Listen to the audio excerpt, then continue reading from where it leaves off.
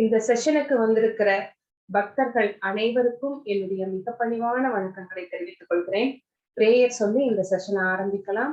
ஓம் நமோ பகவதே வாசுதேவாய. ஓம் நமோ பகவதே வாசுதேவாய. ஓம் நமோ பகவதே வாசுதேவாய. ஓம் அஜ்ஞானத்திமிராந்தஸ்ய ஞானாஞ்சலசலாகயா சக்ஷுரோன்மிலிதம் येन तस्मै श्री गुरवे नमः.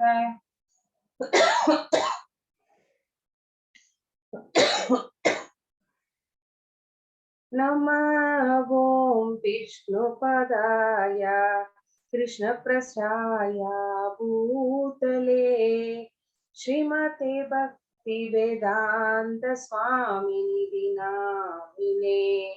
नमस्ते सरस्वती देवे गौरवाणी प्रचारिणे निर्विशेष शून्यवादी पास्यता देशतारिणे. हे कृष्ण करुणा सिंधु दीनबंधु जगत्पति गोपेश गोपिका कांत राधा कांत नमोस्तुते. तप्त कांचन गौरंगी राधे वृंदावनेश्वरी वृषभानुसुते देवी प्रणमामि हरिप्रिये.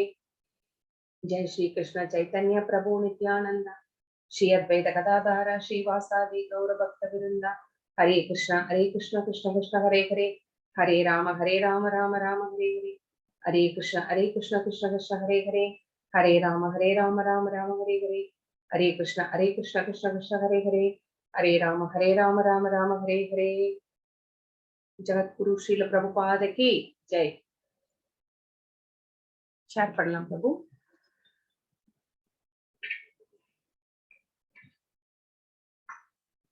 हरे कृष्ण.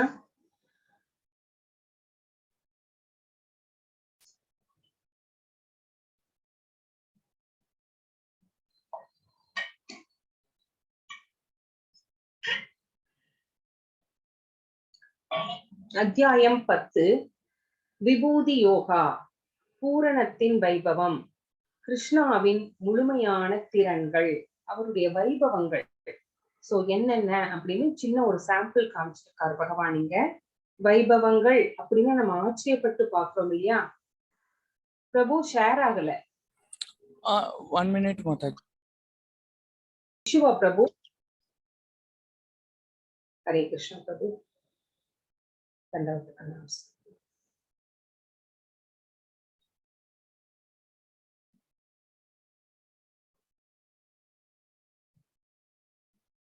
அத்தியாயம் 10 விபூதி யோகா பூரணத்தின் வைபவம், கிருஷ்ணாவின் முழுமையான திறன்கள். இந்த நம்ம பிக்சர்ல என்ன பாக்குறோம் பாருங்களேன். இந்த கோவர்தன மலைய இடதுகை சுண்டு விரல்ல தூக்கிட்டு நிக்கிறார். 7 நாட்கள் அப்படியே நிக்கிறார். அவருக்கு வயசு ஒரு 6 வயசோ 5 வயசோ அந்த மாதிரிதான். சோ அந்த குழந்தை, அந்த இந்திரன் மழைய பெய்ய வச்சுட்டார் இல்லைங்களா? அந்த பிரஜாவாசிகளை பாதுகாக்கணும் அப்படிங்கிறதுக்காக அந்த மலையை தூக்கிட்டு அப்படியே நிக்கிறார். எல்லாரும் அதிசயமா பாக்குறாங்க. இதுதான் அவருடைய வைபவங்கள், திறன்கள் அப்படின்னு சொல்லப்படுகிறது. ஆடுகள் மாடுகள் எல்லாமே அந்த மலையின் கீழே ஒருத்தர் கூட ஒரு சொட்டு கூட நனையவே இல்லை.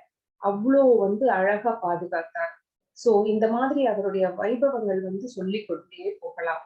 சோ இதுதான் இந்த 10வது சாப்டர்ல அவருடைய திறன்கள் என்ன, விபூதிகள், அவருடைய ஆப்புலன்சஸ் என்ன அப்படின்னு நம்ம பார்க்க போறோம். ஹரே கிருஷ்ணா.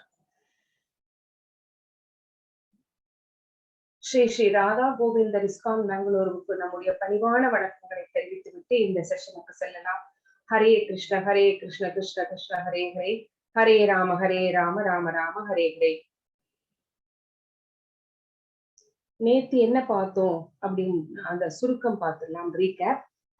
பகவத் ஐஸ்வர்ய ஞானம், அதாவது ராஜவித்யா, கல்விக்கு அரசன் என்ன, அது எப்படிப்பட்டது, ராஜகுஹ்யம், அது ரகசியமானது, ஏன் ரகசியமானது அப்படிங்கறதெல்லாம் பார்த்தோம். ஏன் அதை ரகசியம்னு சொல்றார் பகவான் அப்படிங்கிற காரணங்களை எல்லாம் பார்த்தோம். கிருஷ்ணரை அணுகும் அந்த நவவித பக்திகள் என்னென்ன அப்படின்னு பார்த்தோம். ஸ்ரவணம், கீர்த்தனம், விஷ்ணு, அதெல்லாம் அதை பார்த்தோம். சோ 9 விதமான முறைகளிலே நம்ம பக்தி செய்ய முடியும் அப்படிங்கிற விஷயங்களை எல்லாம் தெளிவாக பார்த்தோம். அதுக்கு ஒவ்வொருத்தரும் எக்ஸாம்பிள் என்ன, யார் யார் அப்படிங்கிறதையும் பார்த்தோம். பிரத்யேக பக்தியின் இனிமை. சோ பக்தி செய்யும் போது நாம் அடைவது என்ன, அந்த இனிமை எப்படிப்பட்டது, அதனால நமக்கு என்ன பயன் அப்படிங்கறது எல்லாம் நம்ம தெளிவாக பார்த்தோம்.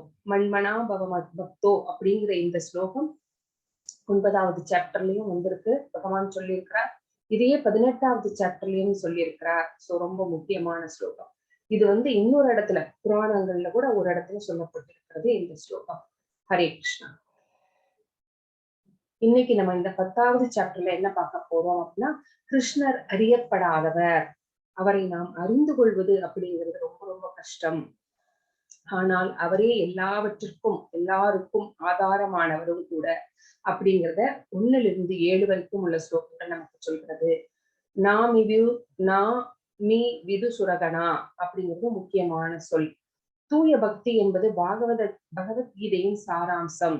சோ பகவத்கீதையினுடைய சாராம்சம் என்ன சொல்கிறது, பகவத்கீதை நம்மளுக்கு என்ன சொல்ல வருகிறது அப்படின்னா, தூய பக்தி. அது எப்படி தூய பக்தியை பகவான் மேல செலுத்துவது, காண்பிப்பது அப்படிங்கிறதா. மச்சித்தா மத்கத பிராணா அப்படிங்கிறது ரொம்ப முக்கியமான சொற்கள்.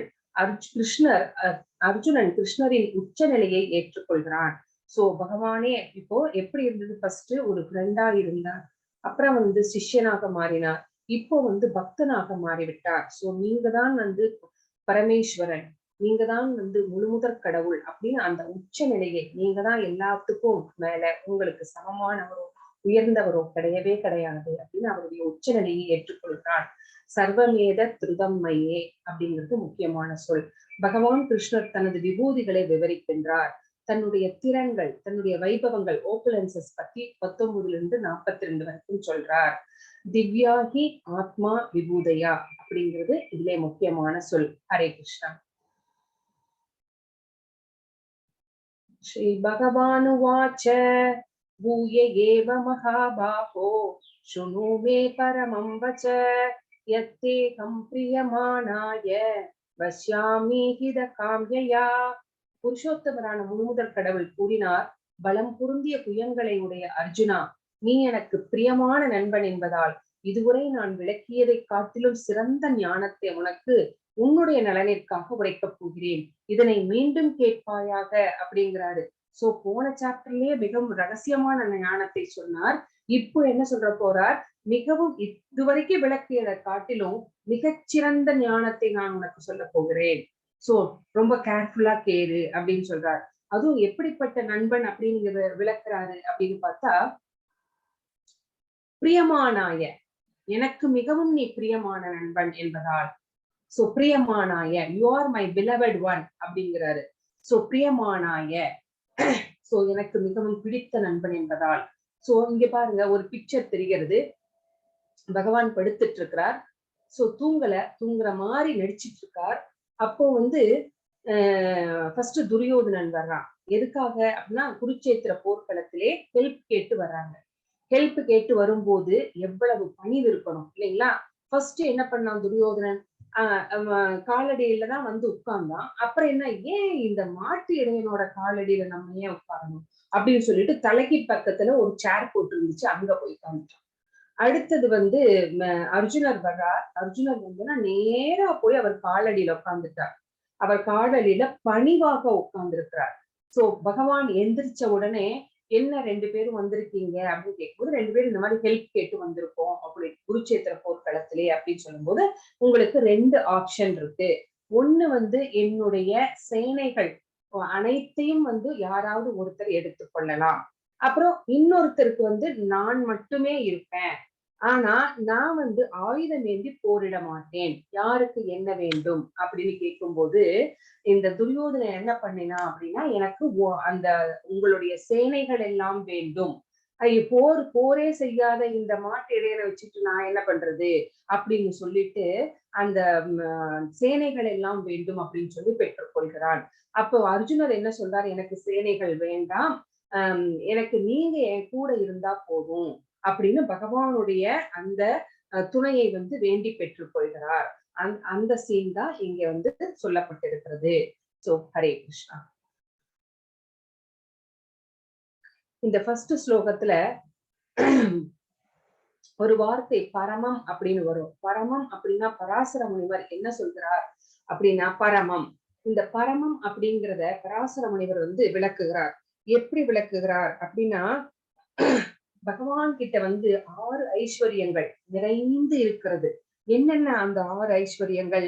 முழுமையான வலிமை, முழுமையான புகழ், முழுமையான செல்வம், முழுமையான அறிவு, முழுமையான அழகு, முழுமையான தியாகம். இந்த 6 ஐஸ்வர்யங்களும் நிரம்ப பெற்றவர் தான் பகவான். இப்போ நமக்கு தெரியும், இப்போ உலகத்திலேயே வந்து பணக்காரர்கள் லிஸ்ட் அப்படின்னு வந்து போடுவாங்க வருஷா வருஷம் இல்லைங்களா? அந்த லிஸ்ட்ல ஒரு ஃபர்ஸ்ட்ல இருக்கிறவங்களே வந்து ரொம்ப ஒவ்வொரு வருஷமும் இருக்க முடியாது இல்லைங்களா? ஒண்ணு அவங்களுடைய செல்வம் வந்து கொஞ்சம் அந்த ரேட்ல வந்து குறைஞ்சிருக்கலாம், அவங்க 2வது இடத்துக்கு தள்ளப்பட்டிருக்கலாம், அந்த மாதிரி இல்லைங்களா? ஆனா பகவானுடைய ஐஸ்வர்யங்கள் என்னைக்குமே குறையாது, எடுக்க எடுக்க வளர்ந்து கொண்டே இருக்குமே ஒழிய அவருடைய ஐஸ்வர்யங்கள் என்னைக்குமே குறையாதது. அவருடைய வலிமை எடுத்துக்கோங்க. இப்போ வந்து குத்துச்சண்டை வீரர் முகமது அலி நம்ம கேள்விப்பட்டிருப்போம் இல்லைங்களா? ஒரே ஒரு குத்துல நாக் அவுட் பண்ணிடுவார். அந்த மாதிரி இருந்த முகமது அலி ஒரு சமயம் வயசானதுக்கு அப்புறம், அவருக்கு பாராலிசிஸ் அட்டாக் எல்லாம் ஆனதுக்கு அப்புறமா எப்படி வந்து அவருடைய வலிமையெல்லாம் இழந்து விட்டார் இல்லைங்களா? சோ மனிதர்களுக்கு அப்படிங்கிற பௌதீக வாழ்க்கையில வந்து பிறந்தவர்களுக்கு அவர்களுடைய எல்லா சக்திகளும் குறைந்து கொண்டே வரும். ஆனால் பகவான் அப்படிப்பட்டவர் கிடையாது. அவருடைய செல்வம், அவருடைய வலிமை, அவருடைய அழகு, அவருடைய எல்லாமே வந்து அப்படியேதான் இருக்கும். அவர் வந்து குருட்சேத்திர போர் நடக்கும்போது அவருக்கு 125 வயது. ஆனா பார்ப்பதற்கு அவர் எப்படி இருந்தார்? கட்டிலங்காளையை போல இருந்தார். வயதான கிருஷ்ணரை நம்ம எந்த படத்திலையும் நம்ம பார்த்திருக்க முடியாது. சேஞ்சஸ் எல்லாம் நம்மளுடைய பாடிக்கு தானே ஒழிய பகவானுடைய அந்த உடம்பு ரூபத்திற்கு வந்து அது ஆன்மீக உடல். அந்த ஆன்மீக உடலுக்கு என்னைக்குமே எந்த சேஞ்சஸும் கிடையாது. இந்த மாதிரி ஐஸ்வர்யங்கள் எல்லாம் நிரம்ப பெற்றவர் அப்படின்னு பகவான் அப்படின்னு பராசர முனிவர் வந்து விளக்குகிறார். பகவான் அப்படின்னு அந்த சொல்லுக்கு வந்து டெபினிஷன் கொடுக்கிறார். ஹரே கிருஷ்ணா.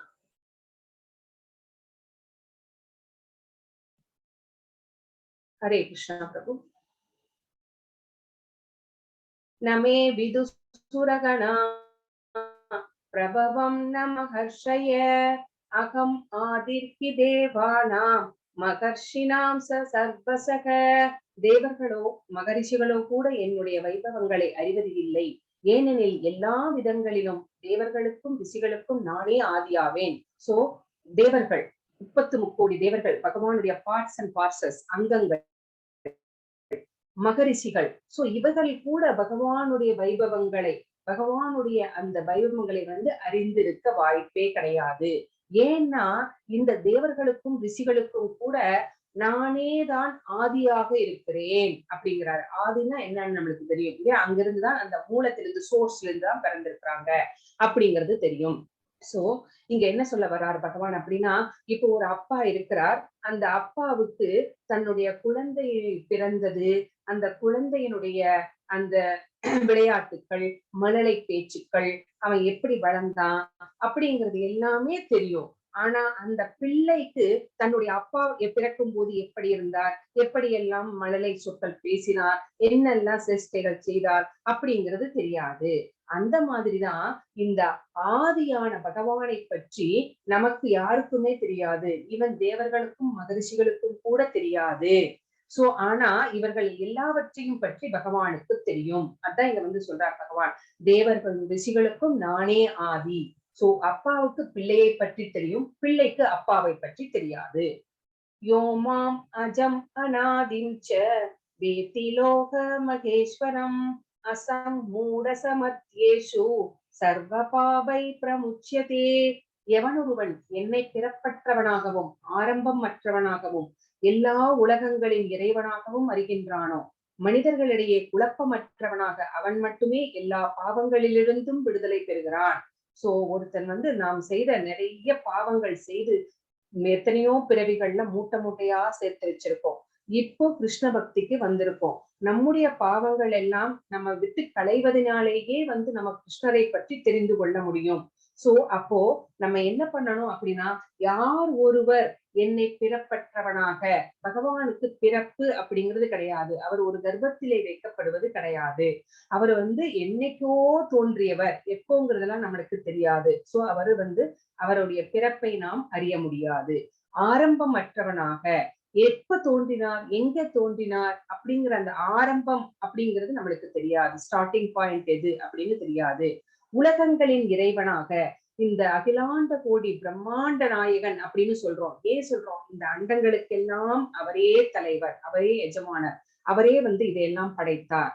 சோ இப்படி இறைவனாக யார் அவரை நம்புகிறார்களோ, அப்படிப்பட்ட மனிதனுக்கு பகவான் தான் கிருஷ்ணர், பகவான் தான் பரமபுருஷன் அப்படிங்கிற அந்த நம்பிக்கை இருக்கிறது. அதுல அவனுக்கு சந்தேகம் இல்லை, குழப்பம் இல்லை. அப்படிப்பட்டவன் எல்லா பாவ விளைவுகளில் இருந்தும் விடுதலை அடைகின்றான் அப்படின்னு இந்த ஸ்லோகம் நமக்கு சொல்கிறது. ஹரே கிருஷ்ணா.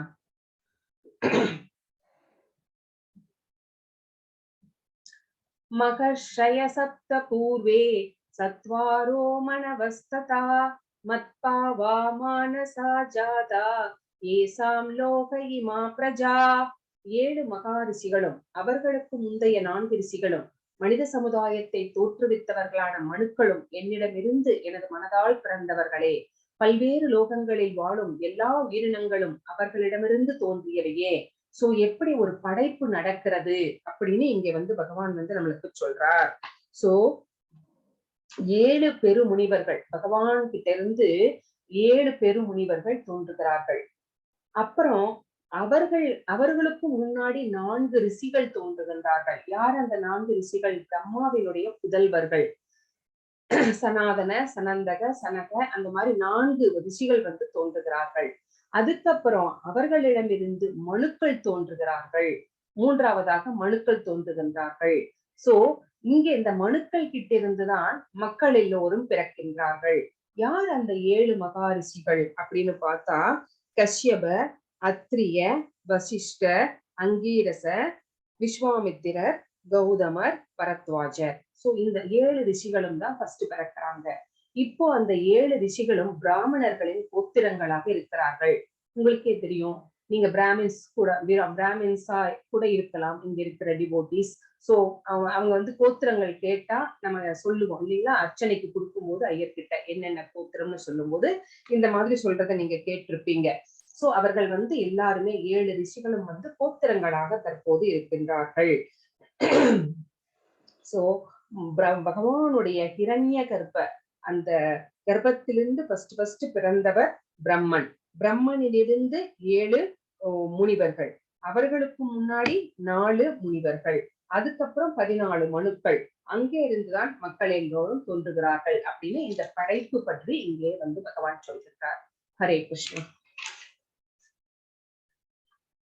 ஏதாம் விபூதின் யோகம் ச மம யோ வேதி தத்வதக யோ விகல்பேன யோகேன யுஜ்யதே நாத்ர சம்சயக. எனது இத்தகு வைபவத்தையும் யோக சக்தியையும் எவன் உண்மையாக அறிகின்றானோ அவன் களங்கமற்ற பக்தி தொண்டில் ஈடுபடுகின்றான், இதில் சந்தேகம் இல்லை. சோ பகவானுடைய இந்த லீலைகள், பகவானுடைய இந்த வைபவங்களை எல்லாம் யார் உண்மைன்னு நம்புறாங்களோ, அவருடைய யோக சக்தியை உண்மைன்னு அறிகின்றார்களோ அவர்கள் மட்டும்தான். இப்ப நம்பிக்கை இல்லைன்னா நம்ம போய் நம்ம யார் மேலேயும் பக்தி செய்ய மாட்டோம். நம்மளுக்கு பூரண நம்பிக்கை இருந்தால் மட்டுமே நம்ம போய் பக்தி செய்வோம். அந்த மாதிரிதான் பகவான் என்ன சொல்றார்? யார் என் மேல நம்பிக்கையோடு இருக்கின்றார்களோ அவர்கள் பக்தி தொண்டு செய்கிறார்கள், டிவோஷனல் சர்வீஸில் ஈடுபடுகிறார்கள், இதில் சந்தேகம் இல்லை அப்படின்னு பகவான் இங்க சொல்றார். ஹரே கிருஷ்ணா. அகம் சர்வஸ்ய பிரபோ மத்த சர்வம் பிரவர்த்ததே இதி மத்வா பஜந்தே மாம் உதாபாவ சமன்விதாக. ஜட ஆன்மீக உலகங்கள் அனைத்திற்கும் மூலம் நானே, எல்லாம் என்னிடமிருந்தே தோன்றுகின்றன. இதனை நன்றாக அறிந்த அறிஞர்கள் எனது பக்தி தொண்டில் ஈடுபட்டு இதயபூர்வமாக என்னை வழிபடுகின்றனர். சோ இந்த ஜட உலகம், அதாவது இந்த பௌதீக உலகம், அப்புறம் ஆன்மீக உலகம், இந்த ரெண்டுத்தையுமே படைத்தவர் யார் அப்படின்னு கேட்டா பகவான் தான். படைத்து காத்து மெயின்டைன் பண்ணிட்டு வர்றார். சோ எல்லாமே என்னிடமிருந்தே தோன்றுகின்றன. அப்படிங்கிற இந்த உண்மையை வந்து யார் அறிந்திருக்கிறார்கள்? செல்ஃப் ரியலைஸ்டு பர்சன்ஸ், யோகிகள், ஞானிகள், ஆச்சாரியர்கள் அறிந்திருக்கிறார்கள். அவர்கள் என்ன செய்கிறார்கள் அப்படின்னா, அவருக்கு பரிபூரணமாக பக்தி தொண்டிலே ஈடுபடுகிறார்கள், இதயபூர்வமாக. சோ அவங்களுக்கு வந்து சந்தேகமே இல்லை, பகவான் தான் பரமபுருஷர் அப்படிங்கிறதுல எந்த சந்தேகமும் இல்லாததுனால பகவான் கிட்ட வந்து எந்த எக்ஸ்பெக்டேஷனும் இல்லாம அவருக்கு அன்பு செலுத்த வேண்டும் அப்படிங்கிற அந்த ஒரே நோக்கத்தோட பக்தி செலுத்தி கொண்டு இருக்கிறார்கள். அதான் இந்த ஸ்லோகத்துல நாம தெரிந்து கொள்கிறோம். ஹரே கிருஷ்ணா. மச்சித்தா மத்கத பிராணா ஓதயந்த பரஸ்பரம் கதயந்தஸ்ச மாம் நித்யம் துஷ்யந்தி சரமந்தி ச. எனது தூய பக்தர்களின் சிந்தனைகள் என்னில் மூழ்கியுள்ளன. சோ என்னுடைய பக்தர்கள் எப்போதும் என்னையே பற்றி நினைத்துக் கொண்டிருக்கிறார்கள். அவருடைய எண்ண அலைகளே நான் தான் வந்து மிதந்து கொண்டிருக்கிறேன். அவர்களது வாழ்க்கை என்னுடைய தொண்டிற்காக அர்ப்பணிக்கப்பட்டுள்ளது. இப்ப பாருங்க, பிரபுபாதா எடுத்துக்கோங்க, ராமானுஜாச்சாரியர் எடுத்துக்கோங்க, ஆழ்வார்கள் எல்லாம் எடுத்துக்கோங்க. அவர்களுடைய வாழ்க்கையை யாருக்காக அர்ப்பணித்தார்கள்? அவர்களுக்குன்னு சுயநலமே கிடையாது. சோ பகவானுக்காக பக்தி தொண்டு செய்வதற்காக அப்படின்னு அர்ப்பணிச்சாங்க.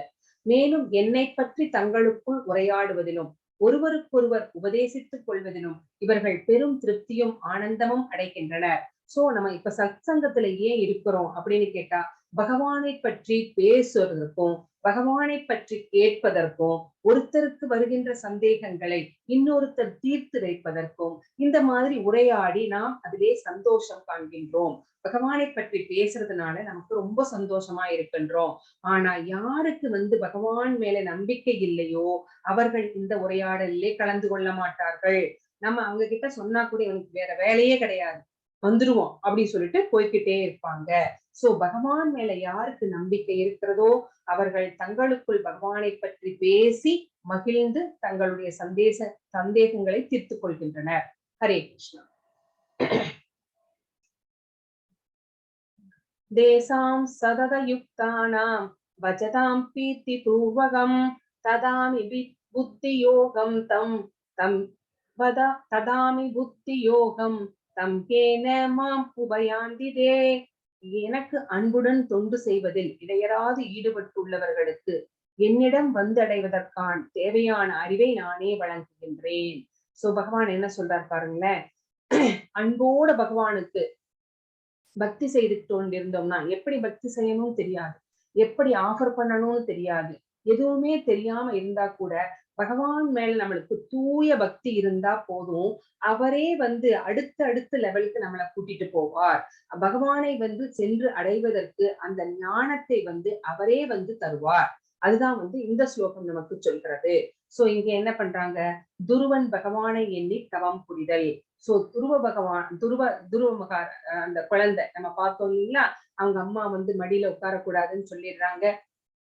அப்ப வந்து துருவன் வந்து காட்டுக மதுவனத்துக்கு போய் அங்க வந்து தவம் செய்ய ஆரம்பிக்கிறான். இந்த ஸ்லோகம் நம்மளுக்கு வரும் பின்னாடி, அடுத்ததுல வருதா பிரபு இது? எப்படி தவம் அந்த குழந்தை வந்து அவங்க அம்மா அவங்க அப்பாவுக்கு வந்து 2 மனைவிகள். இந்த குழந்தை வந்து ஃபர்ஸ்ட் மனைவியோடைய பிள்ளை. அப்போ வந்து அப்பாவோட மடியில வந்து உட்கார போகும்போது அந்த அம்மா சொல்லிடுறாங்க, ஸ்டெப் மதர் சொல்லிடுறாங்க, நீ வந்து உங்க அப்பா மடியில உட்காரணும்னா நீ என் வயித்துல பிறந்திருக்கணும் அப்படின்னு தள்ளி விட்டுறாங்க. அந்த குழந்தை கண்ணீரோட அம்மா கிட்ட போய் கேட்கும்போது, இதுக்கு பதில் நான் சொல்ல முடியாதுப்பா, நாராயணரை பகவானை கேளு அப்படின்னு சொன்னோன்னே அந்த குழந்தை விறுவிறுன்னு நடந்து போக ஆரம்பிச்சிருச்சு. சரி, நான் நாராயணன் கிட்டயே கேட்டுக்கிறேன் அப்படின்னு சொல்லிட்டு.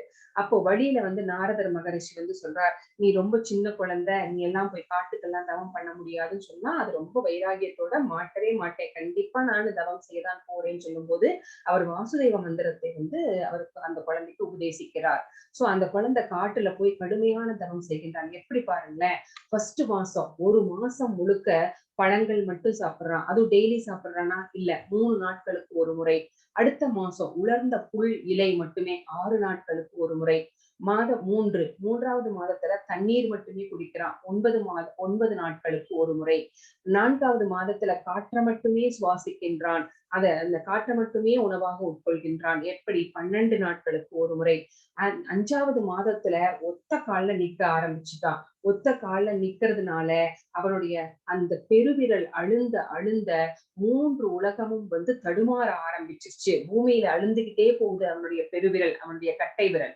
சோ பூமி அப்படியே பாதி உள்ள போயிருச்சு. சோ 3 உலகங்களும் தடுமாற ஆரம்பித்து விட்டது. சோ பகவான் உடனே என்ன பண்றார்? அந்த குழந்தை முன்னாடி தோன்றுகின்றார். ஆனா கூட அவனுடைய தவம் களையவே இல்லை. மனசுக்குள்ள பரமாத்மாவாக சதுர்புஜ கோலத்துல இருக்கிறார் பார்த்தீங்களா? அந்த ரூபத்தையே எண்ணிக்கொண்டு அவன் தவம் செய்து கொண்டிருக்கிறார். பகவான் என்ன பண்றார்? அந்த ரூபத்தை இப்ப மறைச்சிட்டார். மறைச்சோட்ட அப்பதான் அந்த குழந்தை கண்ணு திறக்கிறான். ஓம் நமோ பகவதே வாசுதேவாய. Yes yes yes Mataji. So அப்பதான் அந்த குழந்தை தன்னுடைய அந்த மனதிலே இருக்கிற அந்த ரூபத்தை மறைத்ததுக்கு அப்புறமா தான் அந்த குழந்தை கண்ணை முழிச்சு பார்க்கும்போதுதான் சாட்சாத் பகவானே பிரத்யட்சமா முன்னாடி நிக்கிறத பார்த்துட்டு அவனுக்கு என்ன பண்றதுன்னே தெரியல. பகவானை வணங்குகின்றான். உடனே பகவான் தன்னுடைய சங்கு, அவருடைய சங்கு தெரியும் இல்லையா? ஃபர்ஸ்ட் சாப்டர்லயே பார்த்திருப்பீங்க. பாஞ்சஜன்யம் அப்படிங்கிற அந்த தெய்வீகமான சங்கை எடுத்து அவன் மேல ஸ்பரிசித்து ஸ்லோகம் பாடுகிற திறனை அளிக்கின்றார். ஹரே கிருஷ்ணா. இதுதான் துருவ மகாராஜருடைய கதை. தேசாம் ஏவானுகம் பார்த்தம் அகம் அஜ்ஞானஜம் தம நாசயாம் யாத்மபாவஸ்தோ ஞான தீபேன பாஸ்வதா. அவர்களிடம் விசேஷ கருணை காட்டுவதற்காக அவர்களது இதயத்தினுள் வசிக்கும் நான் அறியாமையினால் பிறந்த இருளை ஞானம் என்னும் சுடர்விடும் தீபத்தினால் அளிக்கின்றேன். சோ இப்ப பக்தர்களுக்கு அவர் விசேஷமான கருணையை காட்டுகின்றார். எப்படி அப்படின்னா, ஒவ்வொருவருடைய மனதிலும் அவர் பரமாத்மாவாக வசிக்கின்றார். அப்போ நம்ம மனதிலே ஏற்படுகின்ற அறியாமையை எப்படி ஒரு தீபத்தை ஏற்றி வச்சோம் அப்படின்னா, ஒரு இருட்டான ரூம்குள்ள ஒரு சின்ன தீபத்தை ஏற்றி வச்சோம்னா இருளெல்லாம் அகன்று விடும். அந்த மாதிரி ஞானம் அப்படிங்கிற அந்த அறிவு அப்படிங்கிற அந்த தீபத்தை அந்த அறியாமையை போக்குவதற்காக அவர்களுடைய மனதிலே ஏற்றி வைக்கிறார். அதனால அவர்களுடைய அறியாமை எல்லாம் அழிந்து பகவானை எப்படி பக்தி செய்யணும் அப்படிங்கிற அந்த ஞானம் விருத்தியாகிறது. ஹரே கிருஷ்ணா.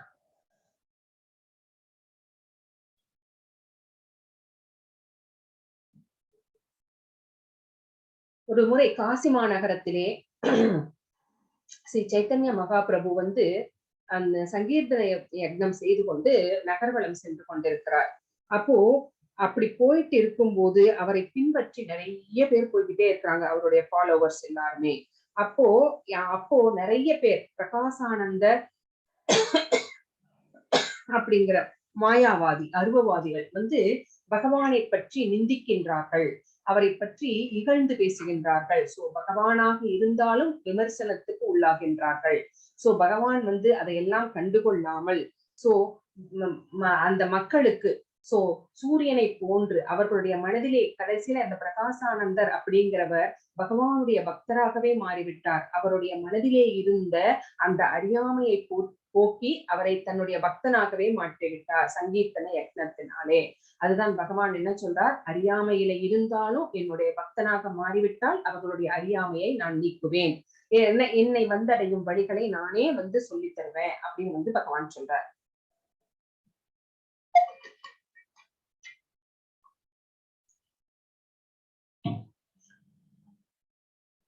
இங்க 2 ஸ்லோகங்கள்.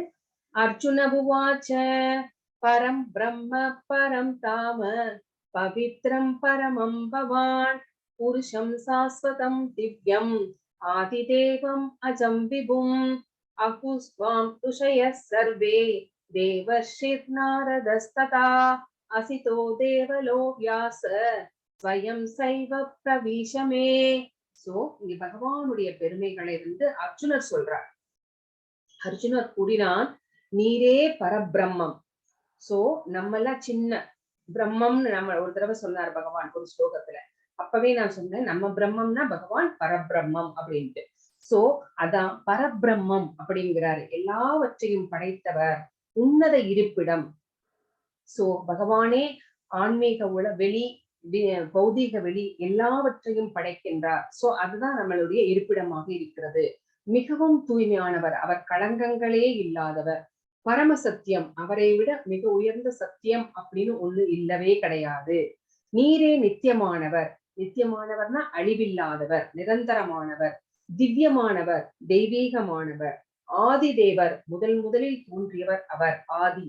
சோ பிறப்பற்றவர். அஜம் அப்படிங்கிற வார்த்தைக்கு என்ன அர்த்தம் அப்படின்னா பிறப்பற்றவர். சோ அவருடைய பிறப்பு அப்படிங்கிறது நமக்கு தெரியாது, எப்ப பிறந்தார் அப்படிங்கிறதுலாம் நமக்கு தெரியாது. பிறப்பற்றவர், மிக பெரியவர். உம்மை பற்றிய இந்த மாதிரியான உண்மைகளை நாரதர் சொல்லி இருக்கின்றார், அசிதர் சொல்லி இருக்கிறார், தேவலர் சொல்லி இருக்கிறார், வியாசர் போன்ற சிறந்த ரிஷிகள் எல்லாம் உறுதி செய்திருக்கின்றார்கள். இப்போ நீங்களே அதை எனக்கு சொல்லி இருக்கிறீங்க அப்படின்னு பகவான் கிட்ட அர்ஜுனர் இந்த உண்மைகளை எல்லாம் அவங்க எல்லாம் சொல்லி ஆல்ரெடி சொல்லி இருக்காங்க. இப்ப நீங்க எனக்கு மறுபடியும் எடுத்துரைக்கின்றீர்கள் அப்படின்னு இங்க பகவான் கிட்ட சொல்றார். ஹரே கிருஷ்ணா. சர்வம் ஏதத்ருதம் மன்யே யன்மாம் பதசி கேசவ நகிதே பகவன் யக்திம் விதுர்தே வானதானவா. கிருஷ்ணா, தாங்கள் எனக்கு கூறியவற்றை எல்லாம் உண்மை என நான் முழுமையாக ஏற்கின்றேன். பகவானே, தேவர்களோ அசுரர்களோ உமது வியக்தித்துவத்தை அறிய முடியாது. சோ நீங்க சொன்ன எல்லாத்தையும் நான் உண்மையை அக்செப்ட் பண்ணிக்கிறேன். ஆனா இத தேவர்களும் அறிய மாட்டார்கள், அசுரர்களும் அறிய மாட்டார்கள் அப்படின்னு இங்கே அர்ஜுனர் சொல்கிறார் 14வது ஸ்லோகத்துல.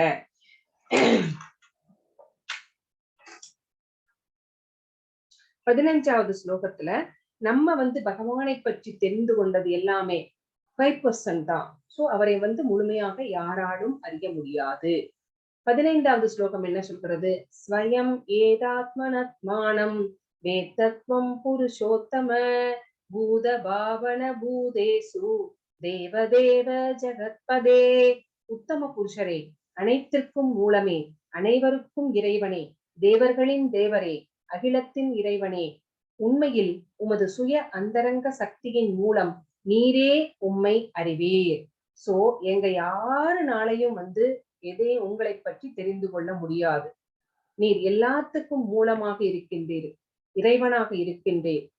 புருஷர் அப்படின்னு சொல்லப்படுபவர் நீர் ஒருவர் தான். சோ நம்மளுக்குள்ளதான் இந்த பௌதீக உலகத்துலதான் ஆண் பெண் அப்படிங்கிற அந்த ஜெண்டர் டிஸ்கிரிமினேஷன் எல்லாம் இருக்கு. ஆனா ஆத்மா அப்படின்னு பார்க்கும்போது பகவான் ஒருத்தர் மட்டும்தான் புருஷர், மத்த எல்லாருமே ஜீவாத்மாக்கள் தான். சோ அகிலத்தின் இறைவனே, உண்மையில் உம்முடைய அந்தரங்க சக்தி, பகவானுக்கு 3 விதமான சக்திகள் இருக்கிறது இல்லைங்களா? அதிலே அந்த அந்தரங்க சக்தியின் மூலம் நீரே உம்மை மட்டும் நீர் அறிந்து கொள்ள முடியும். வேற யாராலையும் அறிந்து கொள்வது அப்படிங்கிறது இயலாத காரியம் அப்படின்னு பகவான் சொல்றார். பகவான் கிட்ட அர்ஜுனர் சொல்றார், யோக சக்தியின் மூலம் நீங்க உங்களை பத்தி தெரிஞ்சுக்க முடியும், நாங்கெல்லாம் தெரிஞ்சுக்க முடியாது அப்படின்னு இங்க சொல்றார். ஹரே கிருஷ்ணா.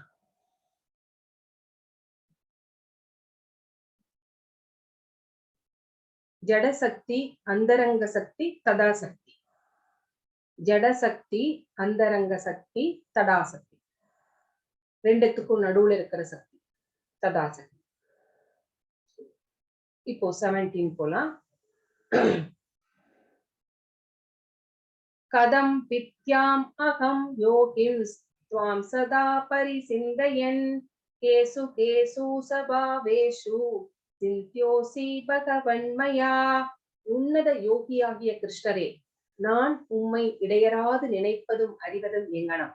பகவானே, வேறு எந்தெந்த உருவங்களில் உம்மை நினைவு கொள்ள முடியும்? பகவான் சொன்னாரு இல்லைங்களா, எப்போதும் என்னையே நினைத்து கொண்டிரு அப்படின்னு சொன்னாரு. அப்போ இப்போ அர்ஜுனர் கேட்கிறார், இடையராது நினைப்பது அப்படிங்கிறது எப்படி நாங்க செய்யறது? உங்களை எந்தெந்த ரூபத்துல நாங்க நினைவில் வைத்துக் கொள்ள முடியும் அப்படின்னு ஒரு கொஸ்டினை, 2 கொஸ்டினை இங்க வச்சிருக்கிறார் பகவான் கிட்ட. விஸ்தரேனாத்மனோ யோகம் விபூதிம் ஜனார்தன பூய கதய கிருத்திர்கி சுண்பதோ நாஸ்தி மேம்ருதம். ஜனார்தனா, உமது வைபவங்களின் யோக சக்தியை பற்றி தயவு செய்து விவரமாக கூறுங்கள். சோ உங்களுடைய அந்த அந்தரங்க சக்தி, யோக சக்தின்னு சொன்னீங்க இல்லையா, அந்த சக்தியை பற்றி கூறுங்கள். உம்மை பற்றி கேட்பதில் நான் ஒருபோதும் நிறைவடைவதில்லை. உங்களை பத்தி கேட்டுக்கிட்டே இருந்தா அதுல எனக்கு திருப்தியே வருவது கிடையாது. இன்னும் கேட்கணும், இன்னும் கேட்கணும் அப்படின்னு தான் எனக்கு தோன்றுதே ஒழிய, போதும் அப்படின்னு நான் ஒருபோதும் எனக்கு நிறைவு வருவதில்லை. உம்மை பற்றி அதிகமாக கேட்கும் போது அந்த வார்த்தைகள் எனக்கு எப்படி இருக்கிறதுன்னா அமிர்தம் மாறி இருக்கிறது அப்படிங்கிறாரு. சோ அதை நான் அதிகமாக சுவைக்க விரும்புகின்றேன். இங்க பாருங்க, இங்க 1000 தலைகளை கொண்ட சேஷன் என்ன சொல்றார் அப்படின்னு கேட்டீங்கன்னா, 1000 வாய்கள்னால பகவானுடைய புகழை சொல்லிக் கொண்டிருந்தாலும் கூட எனக்கு அதுல திருப்தியே இல்ல. அவருடைய புகழை நான் இன்னும் பாடி முடிக்கவே இல்லை. கொஞ்சம் கூட பாடல. சோ இன்னும் நிறைய இருக்கிறது பாடுறதுக்கு. எத்தனை வாய்கள் இருந்தாலும் அது பத்தாது பகவானுடைய புகழை பாடுவதற்கு அப்படின்னு இங்கே சொல்லப்பட்டிருக்கிறது. சோ அடுத்து என்ன பகவான் என்ன சொல்ல போகிறார் அப்படின்னு பார்க்கலாம். ஹரே கிருஷ்ணா.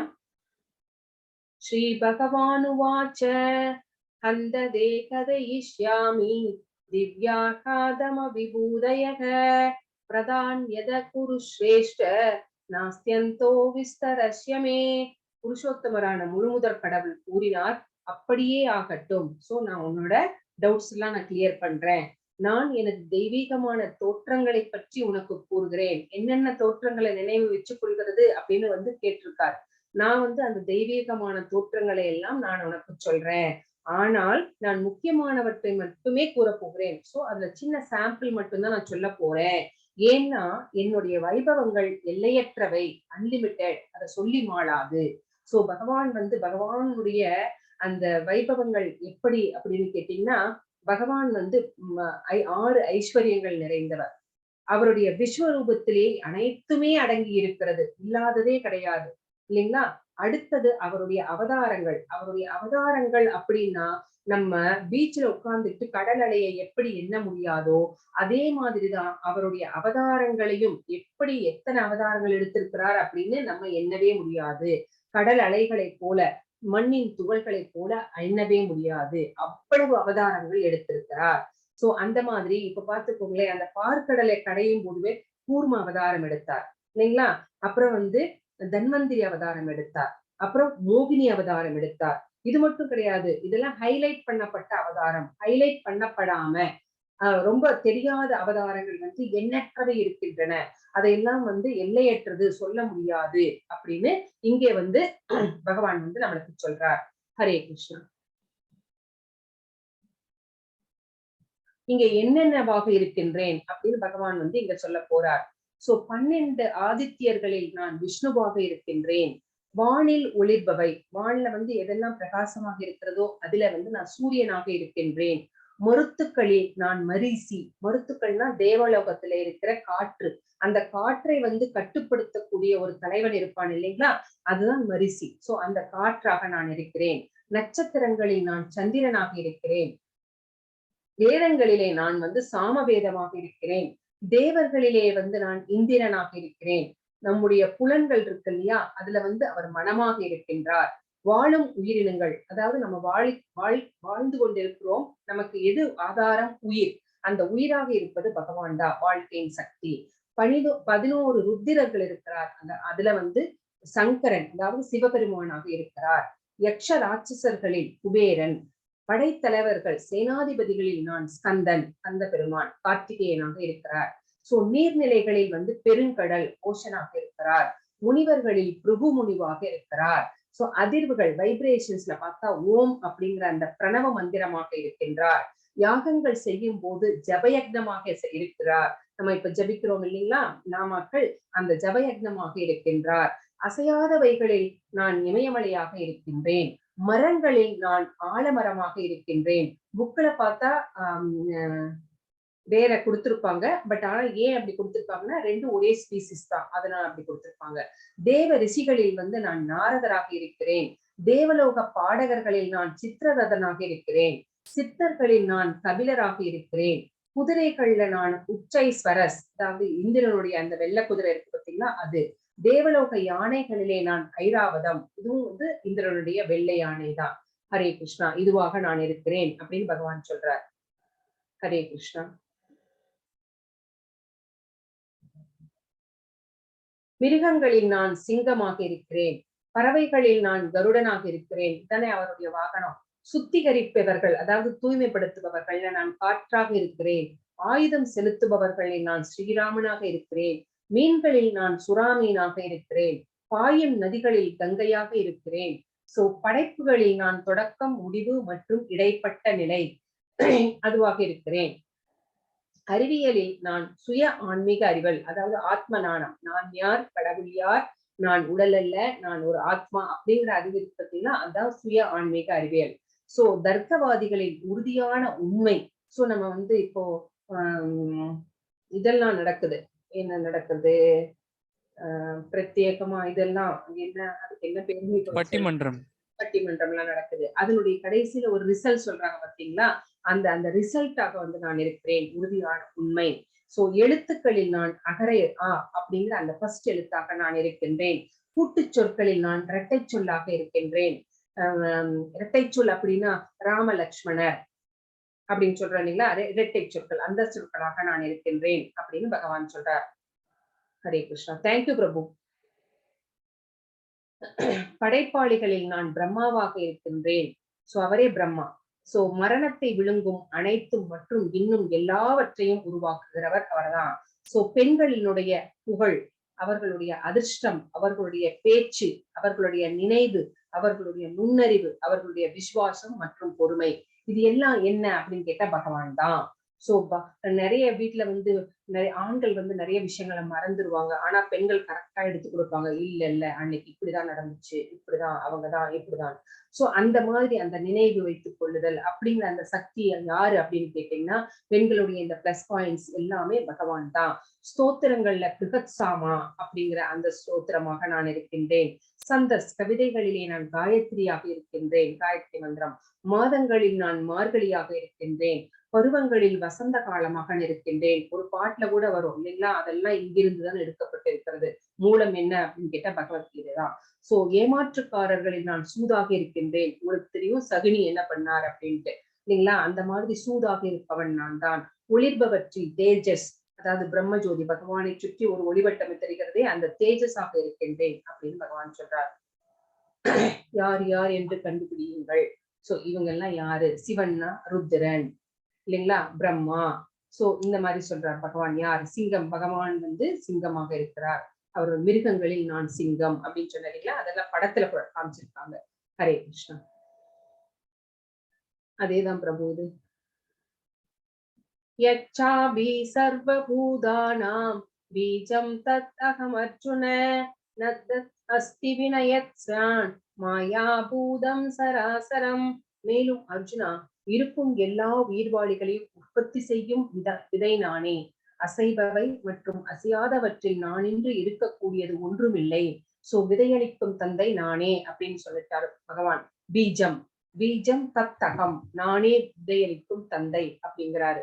சோ எல்லா உயிர்வாளிகளையும் உற்பத்தி செய்வதற்கு எங்கே இருந்து விதை கிடைக்கிறது அப்படின்னு கேட்டா பகவான் தான் அந்த விதையை கொடுக்கின்றார். சோ பகவான் வந்து தந்தையாகவும் இந்த இயற்கை வந்து தாயாகவும் இருக்கிறார்கள் உயிர்வாளிகளுக்கு. சோ அசைபவை அசையாதவர் இவற்றில் நான் இருக்கக்கூடியது ஒன்றுமில்லை. எல்லாத்திலையுமே நானே தான் இருக்கிறேன் அப்படின்னு பகவான் இந்த இடத்துல சொல்லியிருக்கிறார். அப்போ பகவான் தந்தை, இயற்கை அப்படிங்கிறது தாய். நான் தோஸ்தி மம திவ்யானாம் விபூதீனாம் பரந்தப ஏச தூத்தே சத பிராப்தோ விபூதேர் விஸ்தரோமயா. எதிரிகளை வெல்வோனே, என்னுடைய தெய்வீக தோற்றங்களுக்கு எல்லையே இல்லை. நான் உன்னிடம் கூறியவை அனைத்தும் எனது விரிவான வைபவங்களில் ஓர் உதாரணமே. சோ நான் என்னென்னவா இருக்கேன் அப்படின்னு சொல்லிட்டே போலாம். அதுக்கு வந்து லிமிட்டே கிடையாது. நான் இப்ப சொன்னதெல்லாம் ஒரு சின்ன சாம்பிள் தான், ஒரு சின்ன இதுவாதான் நான் சொல்லியிருக்கேன் அப்படின்னு பகவான் இங்க சொல்றார், ஒரு உதாரணத்துக்கு அப்படிங்கிறார். ஹரே கிருஷ்ணா. யத் யத் விபூதி மத் சத்வம் ஸ்ரீமத் பூஜிதம் ஏவவா தத் தத் ஏவாவகச்சத்வம் மம தேஜோம்ச சம்பவம். அழகான புகழத்தக்க வைபவங்கள் அனைத்தும் என்னுடைய தேஜஸின் சிறு பொறியிலிருந்து தோன்றுவையே என்பதை அறிவாயாக. சோ இந்த வைபவங்கள் எல்லாம் இவ்வளவு சொல்லி இருந்தாலும் அது பகவானுடைய ஒரு சிறு பொறிதான், ஒரு சின்னதுதான், ஒரு சின்ன ஒரு ஒரு தூசு மாதிரி தான் இதெல்லாமே சொல்லியிருக்காங்க. தேஜஸ் அப்படின்னா அவருடைய அந்த பிரம்ம ஜோதியிலிருந்து தோன்றுகின்ற ஒரு சின்ன பொறி, பொறியிலிருந்து தோன்றியவர் தான் இவை அத்தனையும். அப்போ இன்னும் சொல்லப்படாத வைபவங்கள் எவ்வளவோ இருக்கிறது அப்படின்னு இங்கே பகவான் வந்து நம்மளுக்கு ஊர்ஜிதப்படுத்துகிறார். ஹரே கிருஷ்ணா.